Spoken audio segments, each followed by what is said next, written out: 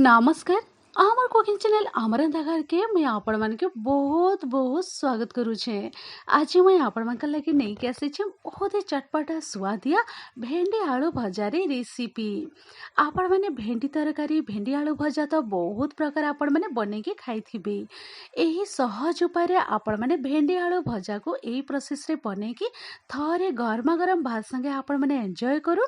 आशा करबे आज रे रेसिपी आपण मान को निहाती भाबरे पसंद हेबा। तो आपण माने एंता चटपटिया सहज उपाय रे भेंडी आलू भजा बनावार लगी वीडियो के बिना स्किप करिकी प्रथम रु शेष तक देखो एंजॉय करू। आज रे रेसिपी जदि आपण मान को पसंद हेले लाइक शेयर कमेंट तो निहाती करबी। तो चालू नेबे डेरी नहीं करिके आज रे सहज उपाय रे स्वादिया चटपटिया भेंडी आलू भजा रे रेसिपी स्टार्ट करमा। तो इना गोटे बाउल रे मैं पानी नहीं जाइछे।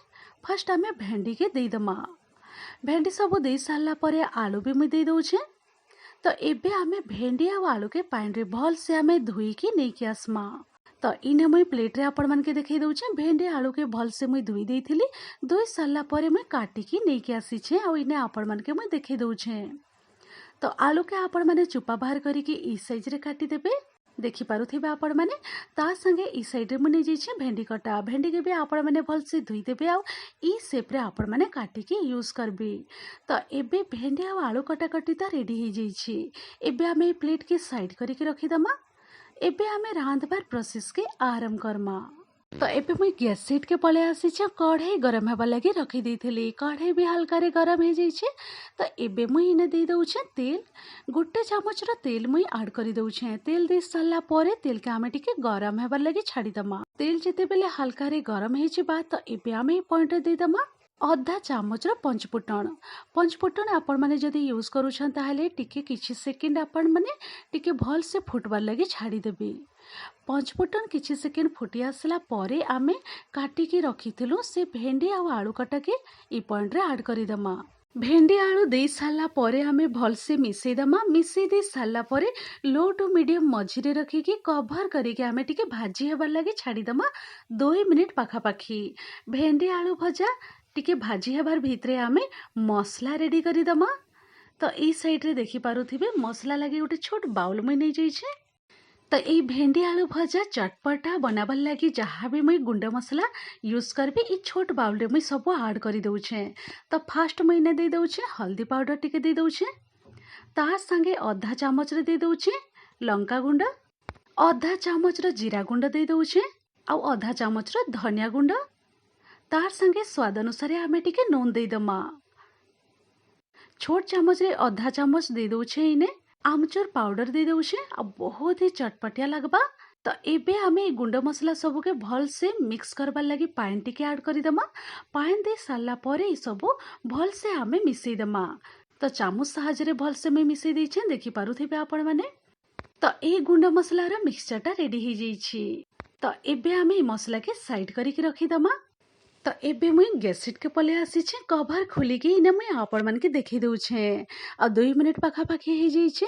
आलू आ भेंडी भी हल्का रे भाजी हे जाइछे। आउ टिके भल से मुई मिसई दउछे।